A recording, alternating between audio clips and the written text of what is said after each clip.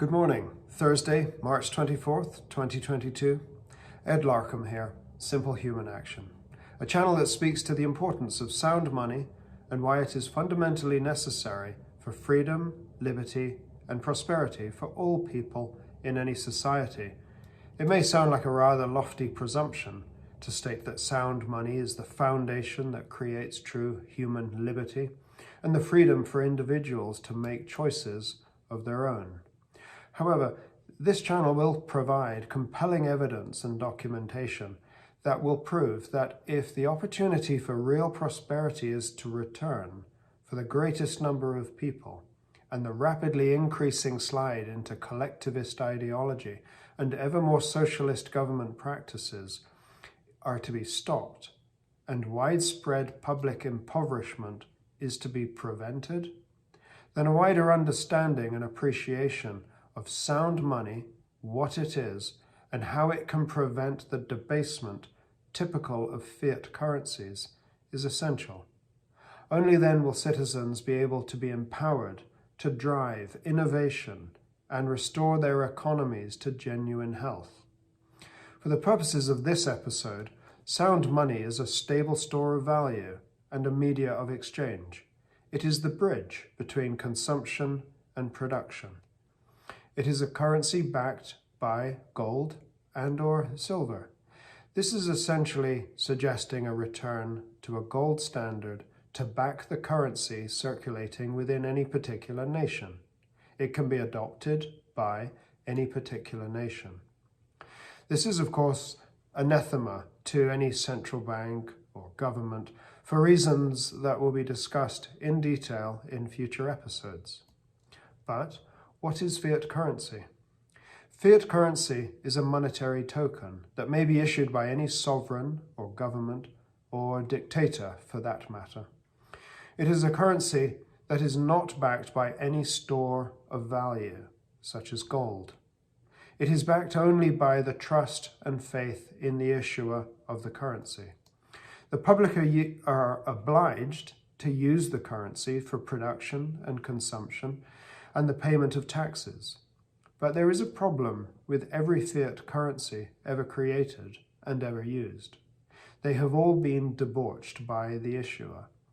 That is to say, the issuer increases the supply of the currency, sometimes discreetly, sometimes overtly. The reason is always because the issuer or government wishes to spend beyond the restraints of the taxation that can be extracted from the citizens of the nation. This process of inflating the money supply, or more correctly, the currency supply, always leads to one result, and that is price inflation.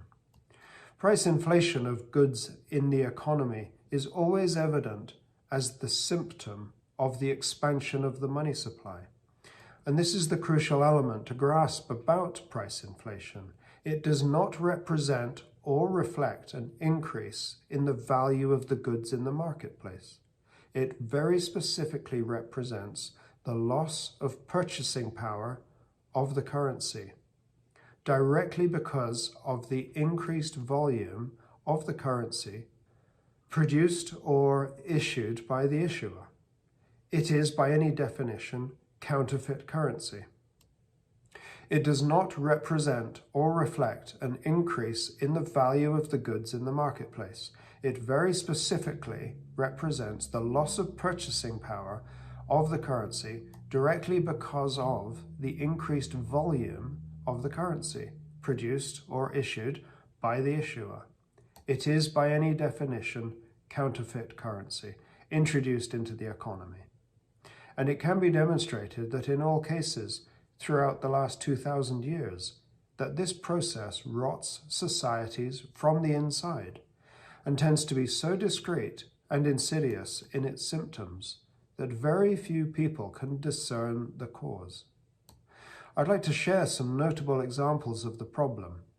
A study of history going back to the 1st century, to the Roman denarius, depicts a truly stunning story of betrayal and corruption by various emperors, kings, dictators, and sovereign actors. It's hard to believe the scale of the duplicity and thievery perpetrated on the unsuspecting public. Yes, thievery. There is no other word to describe the practice. In the 3rd century, the Roman Empire, from Caracalla to Diocletian, a period of about 80 years, saw the silver content of the denarius reduced from essentially 75% to less than 5%. Economic turmoil, social malaise, and civil unrest at terrible levels saw 28 emperors in 8 decades. The result was essentially the end of what had been the Roman Empire. In the Middle Ages, the coin clipping and currency debasement by king after king was used to pay foreign debts and fight foreign wars, time and time again. Divine right kings inflated their currencies with the belief that the currency was what they said it was to be. But the eventual result was the return to barter and alternative means of exchange, sometimes relatively peacefully, sometimes violently. In France in 1720, the Mississippi bubble, blown up to historic proportions by John Law, was exacerbated by a spectacular failure in the French livre. Shares in the Mississippi Company lost about 70% of their value in 1720, but the fiat livre lost 100% of its value. The financial losses were severe to the shareholders of the company, but the holders of the worthless currency lost everything. The social turmoil in France in the years leading up to 1789 are acutely associated with the debasement of the French assignat, and the following revolution, as we all know, was a clear expression of anger and disgust against the serfdom that was forced on a wider public by a financial hierarchy that could continually move the financial sands under their feet. The history of the Weimar hyperinflation again serves as a warning of the consequences of fiat currency debasement. Many people today have heard of the Weimar hyperinflation, but few have understood the events and decisions that culminated in such a catastrophe. The Keynesians today, who say that such a disaster could never happen again, are following the same monetary practices, but drape themselves in the new fashionable garments of modern monetary theory and quantitative easing. The dogma is dangerous, and the results will likely be the same. The above historical events are well covered by other channels and are definitely worth studying as events in history that will likely illuminate our possible future in many ways. I would at this point like to recommend a book to consider reading. It is a meaningful step on the path to an understanding of the challenges we face in the coming years as we come to terms with a failing currency and widespread price inflation across Western economies and indeed around the world. When Money Dies, by Adam Ferguson. There we are. That's the book. And if I may, I'd like to just read a brief paragraph out of it, which I think is particularly timely and resonates with our days today. This is a chapter on Havenstein, the hapless Havenstein, who was the Chancellor of the Reichsbank at this time. He was grappling with the problems associated with the Treaty of Versailles, the reparations that were to be made to the Allies as a result of the First World War. The full enormity of Havenstein's policies was duly revealed in the speech he made, published immediately afterwards, to a Council of State on August the 17th. This is 1923. The Reichsbank, he said, with evident pride and satisfaction, today issues 20,000 milliard marks of new money daily. A milliard is what we would today call a billion. Of which 5,000 milliards are in large denominations. In the next week, the bank will have increased this to 46,000 milliards daily, of which 18,000 milliards will be in large denominations. The total issue at present amounts to 63,000 milliards. In a few days, we shall therefore be able to issue in one day 2/3 of the total circulation. How he would bring all this paper into circulation was the least of the questions raised. Havenstein had been completely unconscious of the disastrous effect his intended action and, even more, its proclamation must have on the mark's value, not to speak of the whole financial, trading and industrial structure of the country. Before he spoke, the mark was at 3 million to the dollar, 12.5 million to the pound.